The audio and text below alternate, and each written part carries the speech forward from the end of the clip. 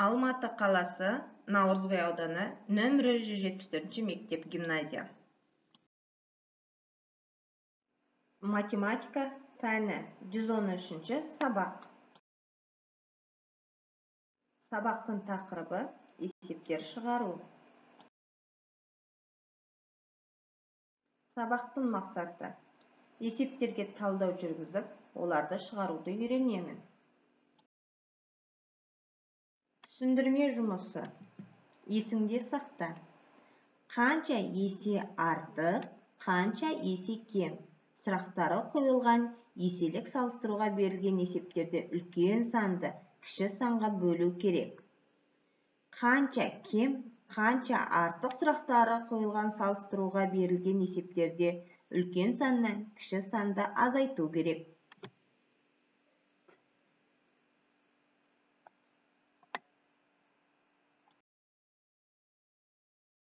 Оқушыларға тапсырма.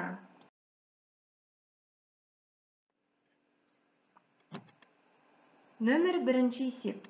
Өрнектердің мәнін тауып, әр баланың қандай қалада болғанын анықта. Балалар, экранға назар аударамыз. Бұл жерде не бейнеленген? Әрине Қазақстан картасы. Қазақстан картасында әр қаланың аты жазылған. Сол қалалардың жанында сандар тұр. Ол сандар қандай сан болуы мүмкін? Ол сандар өрнектің мәні. Келесі парашықта өрнектер берілген. Сол өрнектердің мәнін тапқан кезде қай бала қай қалаға барғаны белгілі болады.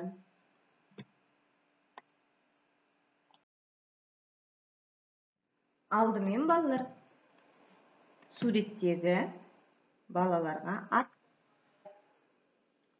Одан кейін өрнектің мәнін табайық. Өрнектің мәнін тапқан кезде қай бала қай қалаға барғаны белгілі болады.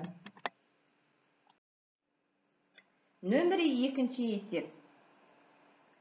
Шарты және сұлбасы бойынша есептер құрастыры. Берілгенге кер есептер құрастырып, оларды шығар. Есептің берілгені.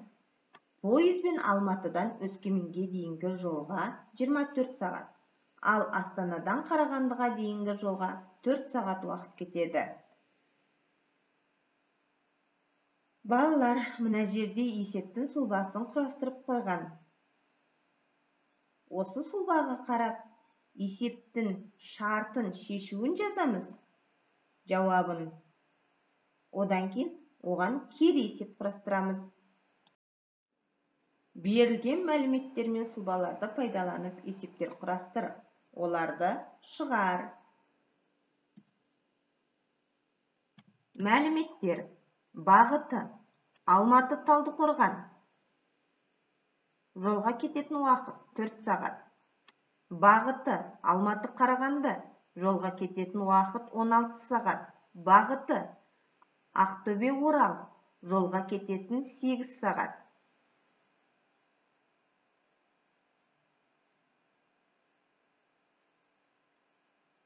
Осы мәліметтер мен сұлбаларды пайдаланып, есептер құрастырып, оларды шығарамыз.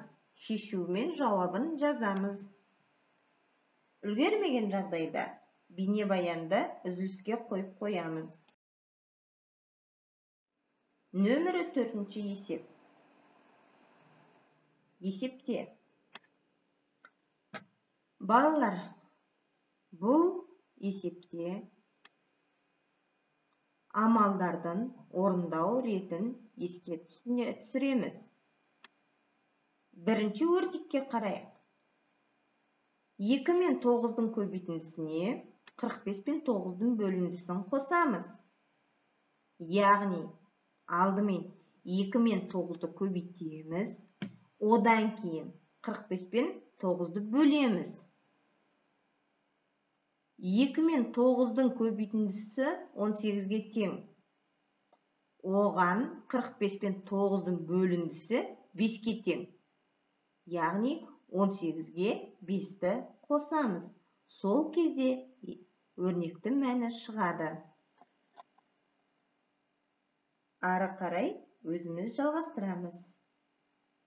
Бейнебаянды үзіліске қойып, өрнектің бәрін есептеп аламыз, одан кейін бейнебаянды жалғастырамыз.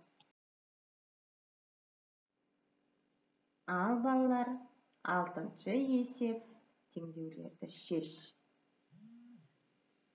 Теңдеуге қараймыз. Қандай теңдеу? Әрине, бұл күрделі теңдеу. Күрделі теңдеуді шешу үшін алдымен жай теңдеуге айналдырамыз. Мысалы, бірінші теңдеуге қарайық. Белгісіз сан мен 8-дің көбейтіндісі 25 пен 15-дің қосындысына тең. Енді осы теңдеуді жай теңдеуге айландырып аламыз. Қолымызға қаламсап аламыз. Жаман парақ аламыз. Ал күрделі теңдеуді жай теңдеуге айландырайық.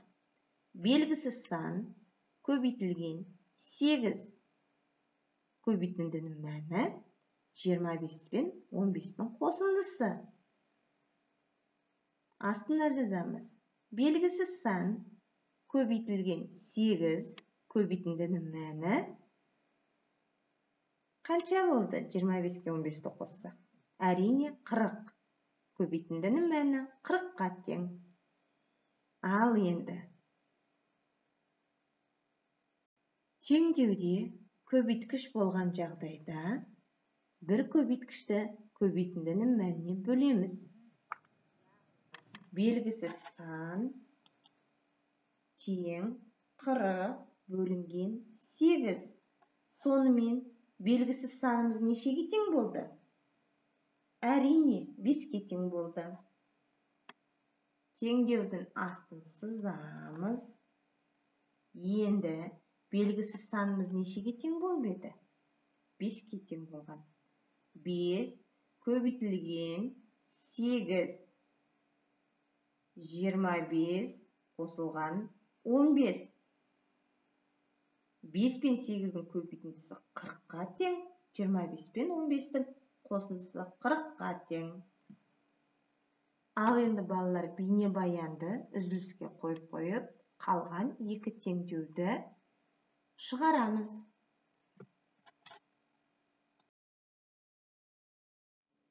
Бейнебаянды дайындаған бастауыш сынып мұғалімі Нұргүл Сембек. Сау болыңдар балалар, келесі сабақта кездескенше.